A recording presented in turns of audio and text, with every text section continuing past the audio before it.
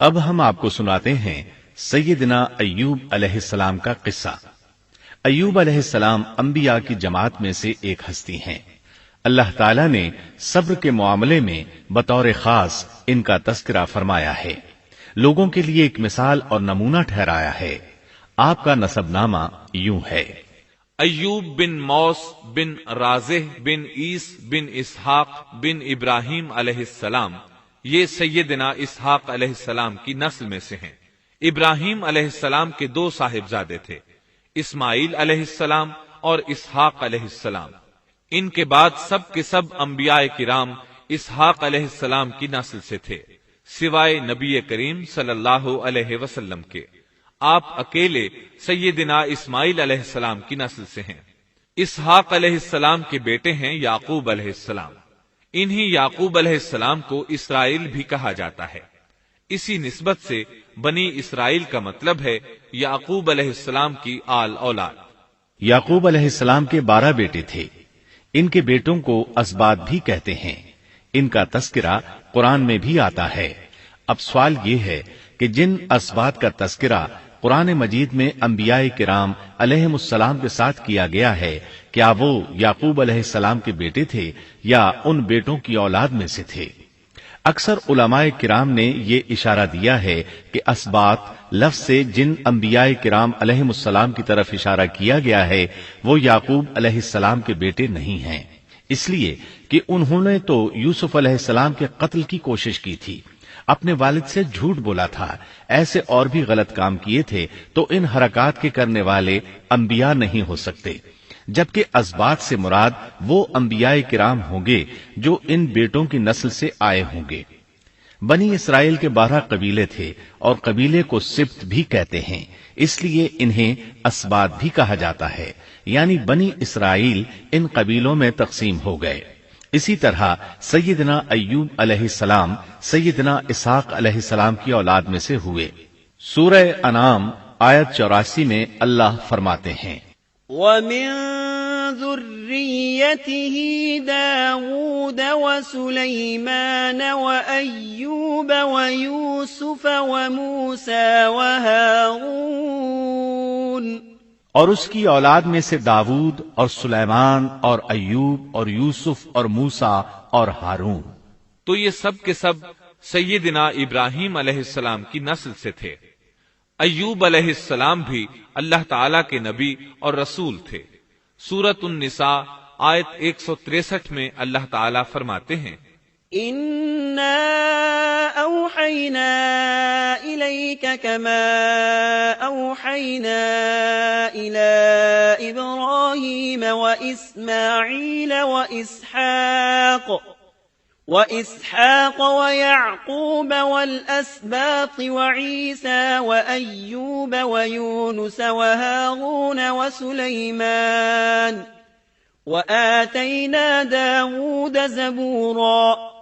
یقیناً ہم نے آپ کی طرف اسی طرح وحی کی ہے جیسا کہ نوح اور ان کے بعد والے نبیوں کی طرف کی، اور ہم نے وحی کی ابراہیم اور اسماعیل اور اسحاق اور یعقوب اور ان کی اولادوں پر، اور عیسیٰ اور ایوب اور یونس اور ہارون اور سلیمان کی طرف، اور ہم نے داؤد کو زبور عطا فرمائی۔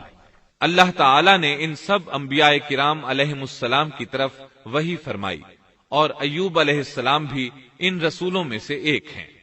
اللہ تعالیٰ نے آپ کو آپ کی قوم سوران کی طرف مبعوث فرمایا۔ یہ قوم ملک شام میں رہائش پذیر تھی۔ آپ بہت زیادہ مالدار تھے۔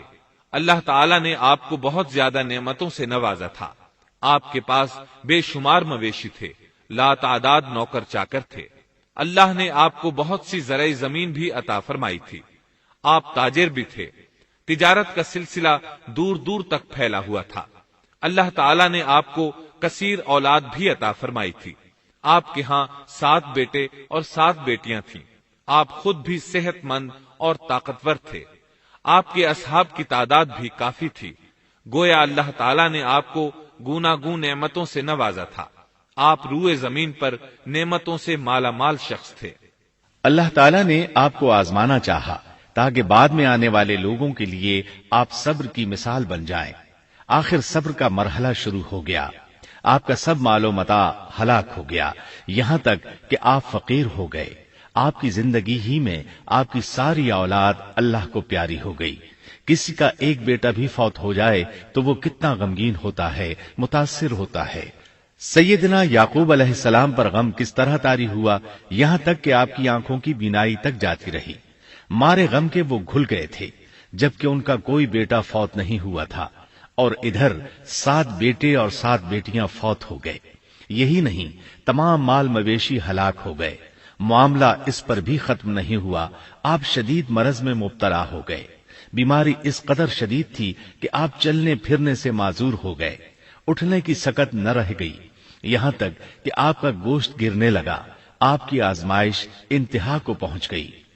اب آپ کے ساتھی بھی آپ کا ساتھ چھوڑنے لگے۔ انہیں خوف محسوس ہوا کہ کہیں ان کی بیماری انہیں بھی نہ لگ جائے، کہیں یہ کوئی ایسی بیماری نہ ہو جو ایک سے دوسرے کو لگتی ہو۔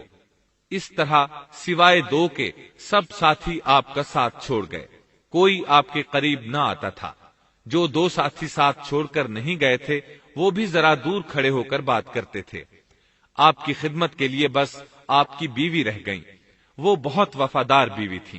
یہ زوجہ محترمہ آپ کی خدمت کرتی، آپ کو کھلاتی پلاتی، آپ کو نہلاتی۔ پھر نوبت یہاں تک پہنچی کہ سارا ہی مال بالکل ختم ہو گیا۔ اب بیوی صاحبہ نے اجرت پر لوگوں کے گھروں میں کام کرنا شروع کیا تاکہ کچھ کما کر لائیں اور خاوند پر خرچ کر سکیں۔ یہ تھے اللہ کے نبی ایوب علیہ السلام، اتنی بڑی آزمائش میں پورے اترے۔ آزمائش بھی 1-2 ماہ نہیں، پورے 12 برس جاری رہی، اور ایک قول کے مطابق 18 برس جاری رہی۔ آپ اس دوران مجسمہ صبر بنے رہے۔ آپ نے کبھی کسی سے شکوہ تک نہ کیا، یہاں تک کہ کبھی زوجہ محترمہ سے بھی شکوہ نہ کیا۔ سال ہا سال اسی حالت پر گزر گئے۔ ایک بار آپ کی بیوی نے عرض کرنے کی ذرا ہمت کی اور کہا، آپ اللہ کے رسول ہیں، اگر اللہ کے حضور دعا کریں تو وہ آپ کی بیماری کو ختم فرما دیں گے، آپ کی حالت کو بدل دیں گے۔ بیوی صاحبہ کے یہ کہنے کے باوجود آپ نے بیماری کے ختم ہونے کی دعا نہ کی، نہ یہ کہا یا اللہ مجھے رزق کی فراوانی عطا فرما، بس رضائے الہی پر راضی رہے، تقدیر الہی پر خوش رہے۔ آپ نے بیوی سے فرمایا، ذرا بتاؤ تو ہم کتنا عرصہ خوشحالی اور فراوانی میں رہے ہیں، کتنا عرصہ ہم ناز و نعمت میں رہے ہیں؟ انہوں نے جواب دیا، 80 سال۔ یہ سن کر آپ نے فرمایا، مجھے اللہ تعالیٰ سے دعا کرتے حیا آتی ہے، جتنا عرصہ خوشحالی میں رہا اتنا عرصہ بیماری اور تنگ دستی میں نہیں گزرا، اس لیے میں ابھی یہ دعا نہیں کروں گا کہ وہ مجھے شفا عطا کر دے یا میری اس حالت کو بدل دے، وافر رزق عطا کرے، جب تک مجھ پر 80 سال نہ گزر جائیں۔ جس طرح میں 80 سال ناز و نعمت کی بہاریں دیکھتا رہا، اسی طرح 80 سال تک میں اسی حالت پر صبر کا دامن تھامے رہوں گا، تندرستی کا سوال نہیں کروں گا۔ آپ کے اس جواب پر بیوی صاحبہ مایوس ہو گئیں، اس لیے کہ انہیں تو بیماری کے ختم ہونے کی اور اچھے دنوں کے دوبارہ آنے کی امید تھی۔ آپ کی بات سن کر وہ بولیں، تب یہ آزمائش کی گھڑی کب ختم ہوگی؟ چونکہ اس بات سے اللہ تعالیٰ کی ناشکری ہوتی تھی، اس لیے ایوب علیہ السلام ناراض ہو گئے۔ انہوں نے اللہ کے نام کی قسم کھائی کہ اگر اللہ تعالیٰ نے مجھے شفا عطا فرمائی تو میں انہیں 100 کوڑے ماروں گا۔ دوسری طرف نوبت یہاں تک پہنچی کہ لوگوں نے آپ کی بیوی صاحبہ کو کام دینے سے انکار کرنا شروع کر دیا۔ ان کا خیال تھا کہیں ان کے شوہر کی بیماری انہیں بھی نہ لگ جائے۔ وہ سمجھتے تھے کہ ایوب علیہ السلام کی بیماری چھوت کی ہے، لہٰذا یہ بیماری ان کی بیوی کے واسطے سے انہیں بھی لگ سکتی ہے۔ جب معاملہ یہاں تک پہنچ گیا تب آپ نے ایک چھوٹی سی بات کہی، اس میں بھی کوئی واضح دعا نہیں تھی، جبکہ اس وقت سے بڑھ کر دعا کے لیے کون سا وقت ہو سکتا تھا؟ آپ کی اس بات کو اللہ تعالیٰ نے قرآن مجید میں بیان فرمایا ہے۔ سورہ انبیاء آیت 83 میں ہے، وَأَيُّوبَ إِذْ نَادَى رَبَّهُ أَنِّي مَسَّنِيَ الضُّرُّ وَأَنْتَ أَرْحَمُ الرَّاحِمِينَ۔ اور ایوب کی اس حالت کو یاد کرو جبکہ اس نے اپنے پروردگار کو پکارا کہ مجھے یہ بیماری لگ گئی ہے اور تو رحم کرنے والوں سے زیادہ رحم کرنے والا ہے۔ مجھے آزمائش نے آ لیا ہے اور تو ارحم الراحمین ہے۔